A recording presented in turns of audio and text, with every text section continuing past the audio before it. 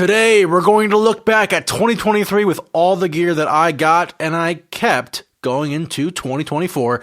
Let's do this, guys. All right, let's talk about some guitars here. So, first of all, this incredible piece of craftsmanship is a Bluesman Continental in Pelham Blue. John Scott over at Bluesman Vintage in Spring Hill, Tennessee, makes these guitars, and it's incredible. It's one of his higher-end luxury models.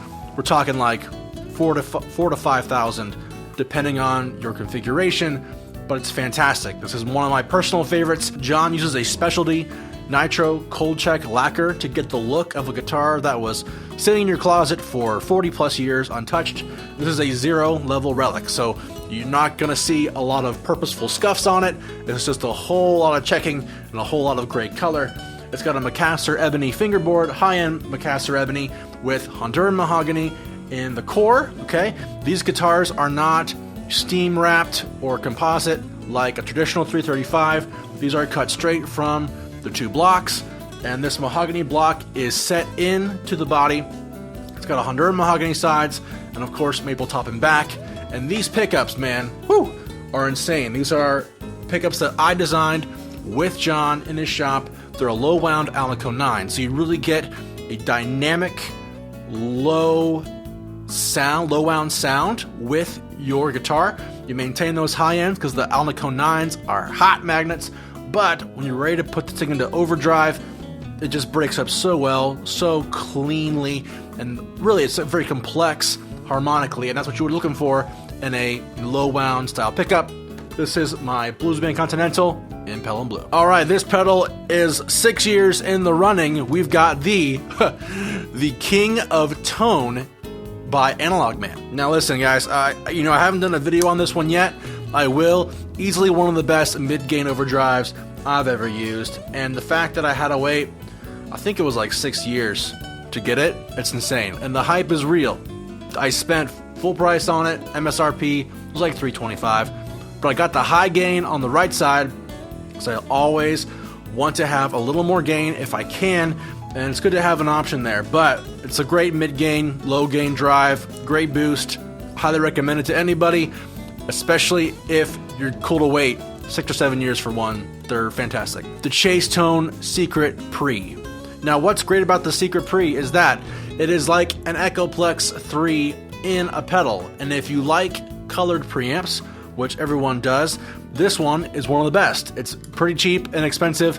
I love it. I think it adds a lot of warmth, harmonic depth, especially to clean sounds, but on the overdrives, it sounds really great.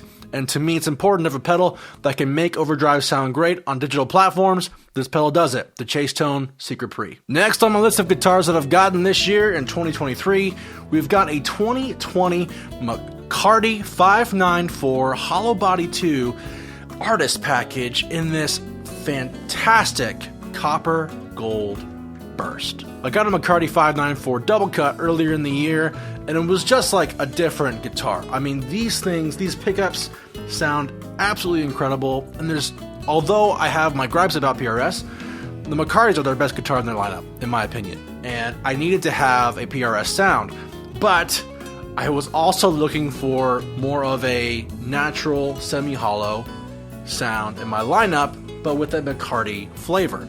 So in comes this guitar. Found this guitar in Georgia, took a drive with a dear friend of mine all the way out to Georgia, which from Nashville is about 3.5 to 4 hours, close to the Atlanta area, and I managed to go to a guitar center, and I actually ended up giving the guy cash for it after selling that PRS.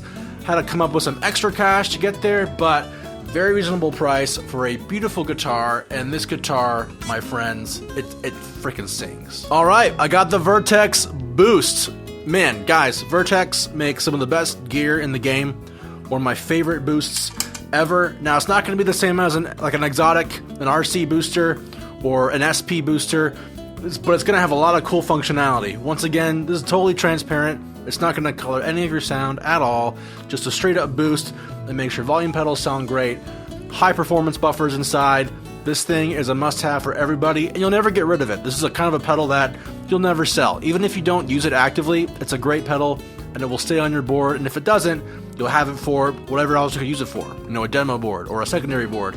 Just a great pedal to have. Highly recommend it to anybody looking for a boost. So you might be saying, Ike, you're a Gibson simp. Where's a Gibson? Let me tell you guys, I got one. Now what's cool about the R8s, we talked about them a little bit before, but they're all made to spec of classic Gibson designs. This is an R8, so we have a 1958 style Gibson. Processes to make these guitars are true to the vintage designs. And let me tell you guys, it's an absolutely incredible guitar. One, this neck, one of the best necks I've ever felt. I like it more than 59 necks. This is one of the best guitar necks I've played in a long time, and possibly ever. And not only is this guitar incredible sounding with these really hot custom shop Bucker pickups, but it also is incredibly light. This thing is less than 8.5 pounds. That is cream of the crop, Les Paul weight. And you're not going to see the same level of degree on this flame maple, because most R8s now are all plain tops. They save those complex tops for the R9s, which are $2,000 more. This beautiful gold Sedan is a Telecaster style guitar built once again by John Scott and the boys at Bluesman Vintage Guitars. This guitar is special because it's my first Sedan, first Telecaster style guitar with P90 pickups in it, stacked magnets that are going to be fitting the single coil slot. This guitar sports a beautiful maple neck with his oiling process, as well as a pine body. So it's really actually nice and light, feels great, and this guitar plays like butter. One of my favorite guitars I've gotten this year, a P90 Telecaster that just looks just really freaking good. Guys, it's been great to go through all the gear that I've gotten over the course of the last year. There are some honorable mentions. I did end up buying a Ruby, Dream, and Woodrow from Universal Audio, and I also got an incredible HD28, a Martin acoustic that I got really early in the year. I didn't really want to count it because I think I got it like theoretically the 30th or the 31st of December. But I will say, guys, an incredible haul this year of guitars and gear. I'm super blessed to show and share with you guys all the stuff I've gotten. And you may be thinking, how do you get all the money for this? Guys, I don't. I trade guitars. Like, it's part of my passion project. When I'm not gigging, when I'm not doing YouTube, I'm constantly trading guitars through the national marketplace as well as beyond. Alabama, Georgia, Ohio. And so all the guitars I've gotten, I've put in less than $300 with some exceptions, okay? Sometimes I make up some cash for a really good deal like that McCarty, but overall, these guitars begin with just simple Squiers, simple Chinese-made Epiphones, and sometimes even less than that. So, that all to say, if you can think of anything to do this year, it's a really good hobby to get into guitar trading. If you want to buy really nice guitars, but maybe don't have the liquid to spend, I certainly don't. Use the trading and the tips I give you to help spur you to new gear this coming 2024. Good to hear from you guys, and we'll see you next time on IkeGuitar.